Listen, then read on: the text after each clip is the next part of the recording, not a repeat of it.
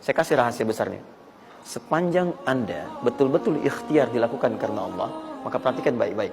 Kadang-kadang Allah seakan menunda apa yang menjadi hak Anda, bukan ingin menunda dan membiarkan Anda tidak mendapatkan sesuatu, tapi ingin memberikan semua nikmat secara sempurna. Karena di atas itu ada nikmat pahala, ada nikmat doa, ada nikmat istighfar, ada nikmat usaha, dan nikmat hasil yang tiada terputus. Tidak terputus. Lihat sini. Kalau antum sehari berusaha, nggak dapat apa-apa. Memang, mohon maaf, hasilnya belum dapat diraih, belum dilihat tuh. Tapi bukankah pada saat itu doa antum akan bertambah? Bukankah malamnya salatnya nambah? Tahajud? Bukankah di situ kadang-kadang kita istighfar, ya Allah? Teman-teman, bukankah istighfar menggugurkan dosa?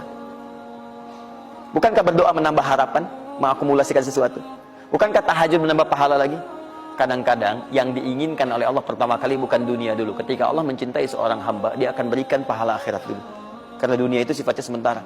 Hei fulan, kamu kemana aja? Kemarin kamu jauh dari saya, baru sekarang kamu pikir dekat dengan saya. Saya nggak pengen kasih dunia dulu, dunia itu kecil.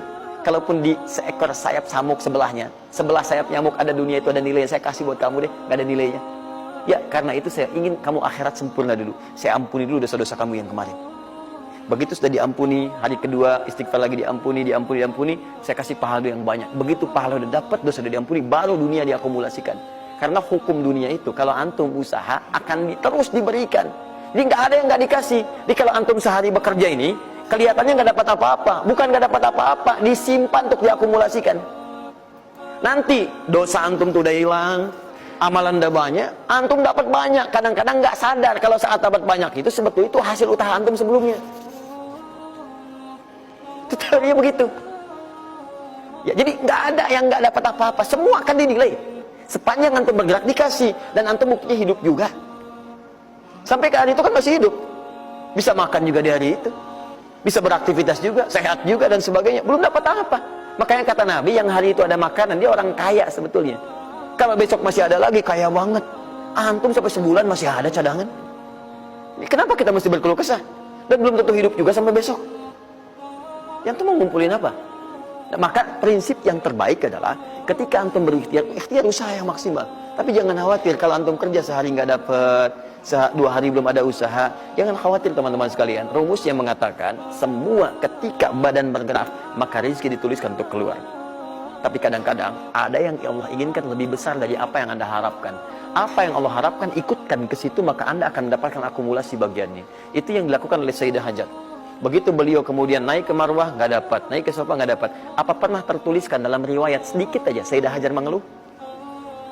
Tunjukkan kepada saya kitab mana yang pernah menunjukkan riwayat ketika bolak-balik itu, kemudian Sayyidah Hajar berkata, ya Allah, saya kan istri Nabi, saya kesini memenuhi perintahmu, ya Allah, ini udah capek, kenapa belum turun juga?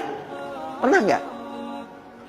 Kedua, ketiga, keempat, kelima, sampai ke yang ketujuh. Begitu sampai di Marwah, baru kemudian diakumulasikanlah itu. Apa yang terjadi? Ibunya yang usaha bolak-balik, bolak-balik.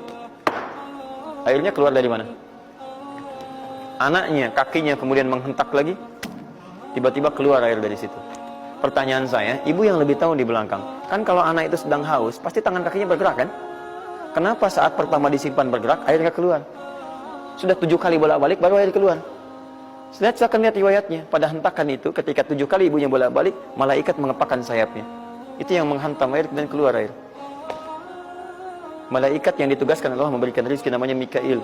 Itu ada di Quran surah kedua ayat ke-98. Ya, man kana aduwwan lillahi wa malaikati wa rusuli wa jibril wa mikail. Mikail. Di antara tugas Mikail oleh Allah ditugaskan untuk memberikan rezeki. Yang paling menarik, perhatikan baik-baik. Begitu airnya keluar, ibunya sedang di Marwah, sedang berdoa nih. Makanya kalau sa'i di sofa ngadep ke kiblat berdoa dulu, ke Marwah ngadep ke kiblat berdoa dulu. Begitu sedang berdoa, nyampe ke Marwah yang ketujuh, anaknya lebih kencang menangisnya. Ibunya mendengar suara nggak biasa, dikejar ke sini. Begitu kejar ada air. Apa kata ibunya? Lihat kalimatnya. Zam, zam, zam, zam. Ibunya tidak mengatakan ijma, tapi zam, zam, zam, zam.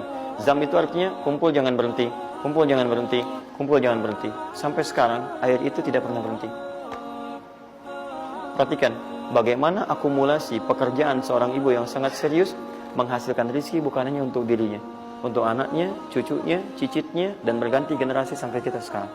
Maka boleh jadi kita berusaha bekerja, sehari belum dapat, 2 hari dagang belum dapat, tenang. Begitu antum 3 hari, tiba-tiba dagangan diborong habis. Itu sebetulnya usaha antum yang sebelumnya. Tapi antum dapat bonus ampunan dosa, pahala, macam-macam. Maka jangan mengeluh. Dan jangan pernah antum sekali-kali, awas ya, awas, mengeluarkan kata-kata yang seakan-akan Allah menghentikan rezeki antum. Maka disitulah kesulitan paling sulit akan antum awali. Ya Allah, apa engkau nggak sayang dengan saya? Saya perlu usaha apa lagi? Kenapa belum diberikan juga? Dan sebagainya. Itu kadang-kadang membuat seseorang kalau sudah kehilangan arah seperti itu sampai meninggalkan agamanya, itu yang paling fatal. Paham ya?